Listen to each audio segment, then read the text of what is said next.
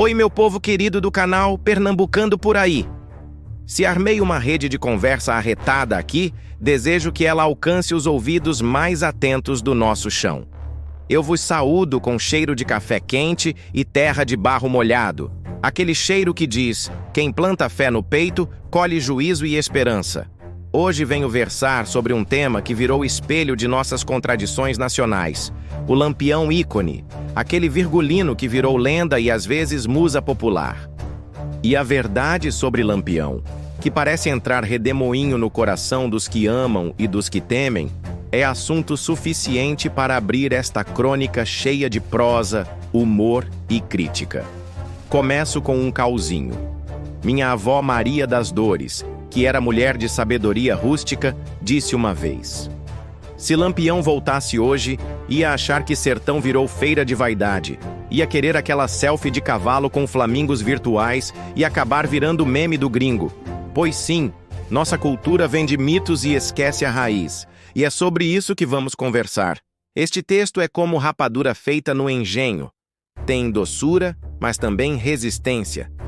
A intenção é mostrar que Lampião, se bem estudado, oferece lições sobre mito e moral, sobre tradição e modismo, sobre fé e falha. E eu trago aqui o pensamento consagrado de Olavo de Carvalho, de Edmund Burke, de Roger Scruton e de G.K. Chesterton, para que nossas reflexões tenham base sólida. Ao longo desta prosa, vou garimpar passagens bíblicas que iluminam verdades milenares, usando linguagem simples e coloquial. Dou pitadas de humor ácido, ironia fina, sarcasmo nordestino e faço crítica social com afeto, porque a gente só corrige quem ama. Tudo com a graça de Pernambuco no verso, no dito, no cheiro de mato de ouricure à tardinha. Sem mais delongas, vamos prosear.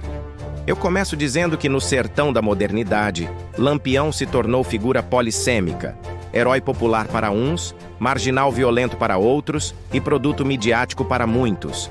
Ele é vendável como arte ou vilania, mas quem entender Lampião precisa separar o fato da fantasia. No meio desse embate cultural, aparece Olavo de Carvalho, que insistia na necessidade de discernimento moral.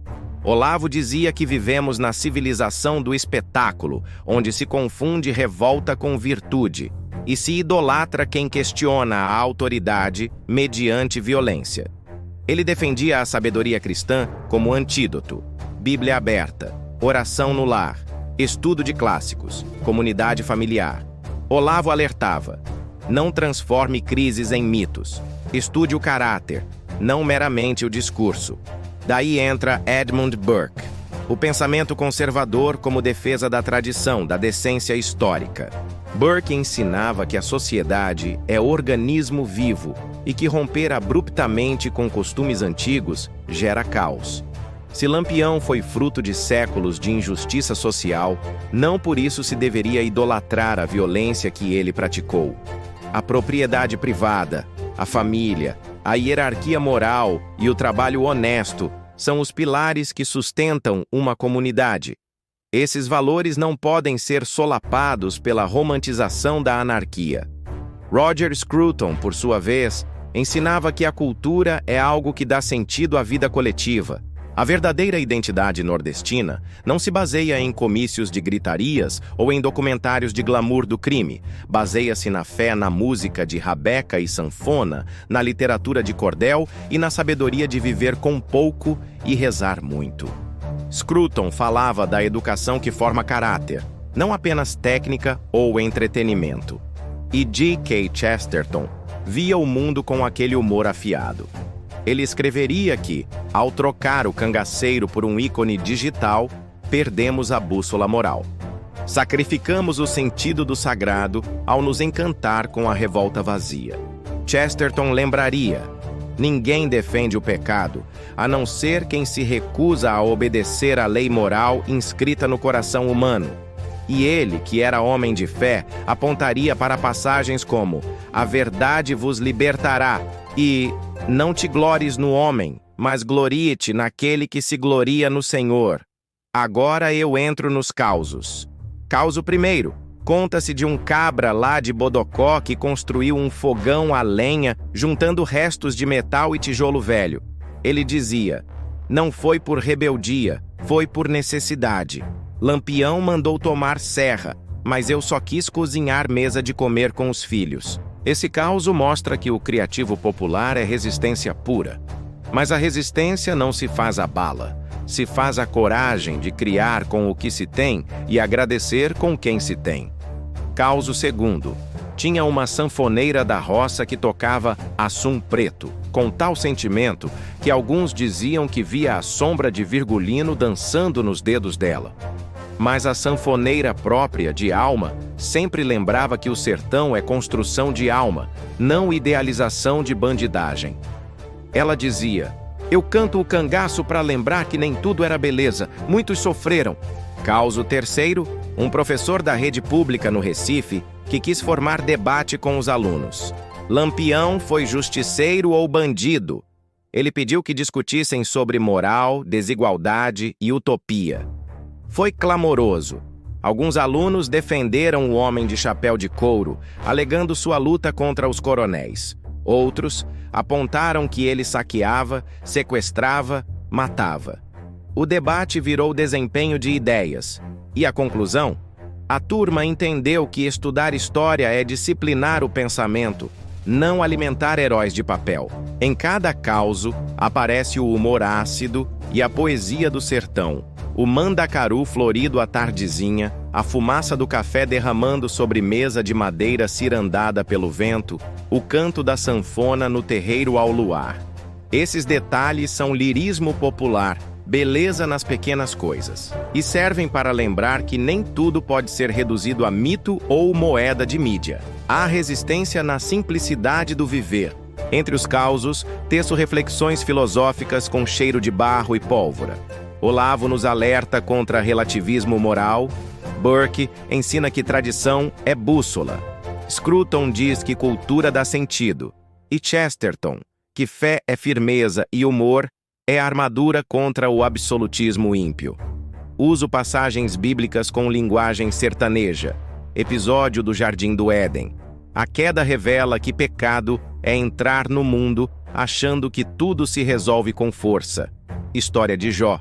Paciente e fiel ante adversidades, mais sábio que o sangue e a ambição.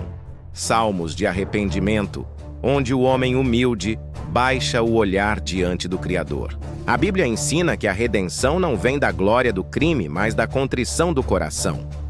Faço ironia fina. Digo que se Lampião fosse influencer hoje, ele compartilhava foto montado no cavalo em chamas, com filtro viral, legenda fingindo verdade. "Aqui tacaram fogo e saí para a revolução." E teria milhões de seguidores que dariam corações e like. Mas logo emendeio: "Não glorifique o espelho do pecado, busque o remédio da alma." Porque a verdadeira revolução começa em casa. Oração da avó, trabalho honesto, perdão do irmão, respeito ao menos favorecido. Minha observação final no desenvolvimento: se nosso povo ama o mito do violento, às vezes é por falta de modelo. Se não tem santo de fé, apega-se ao marginal corajoso. Mas isso é inversão moral. A virtude não está na bala certeira, mas na palavra que constrói, na mão que ajuda, no coração que ora sem fazer barulho. Chegamos ao instante verdadeiro da crônica, onde tudo se encontra e explode em revelação moral. Lampião ícone é espelho distorcido. A revelação que ofereço é simples, mas impactante. Quando confundimos heroísmo com barbárie, a cultura vira carnaval de espelhos quebrados. Apresento frases de impacto. O reino do sertão não se ergue à bala, mas à palavra que constrói. Num mundo que aplaude o crime como espetáculo, a oração é a arma mais poderosa que metralhadora e a fé mais resistente que aço temperado. E uma hipérbole poética. Se Lampião fosse santo, teria aprendido que a luta não era contra soldados, mas contra a escuridão da alma. E se ressuscitasse hoje, subiria ao púlpito pedindo perdão, não troféu popular. A ironia fina vem logo atrás. Mas veja só, Hoje ele seria celebridade.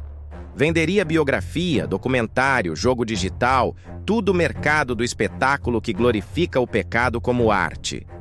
Esse é o culminar do drama cotidiano nordestino, a idolatria ao mito criminoso como instrumento de fuga individual.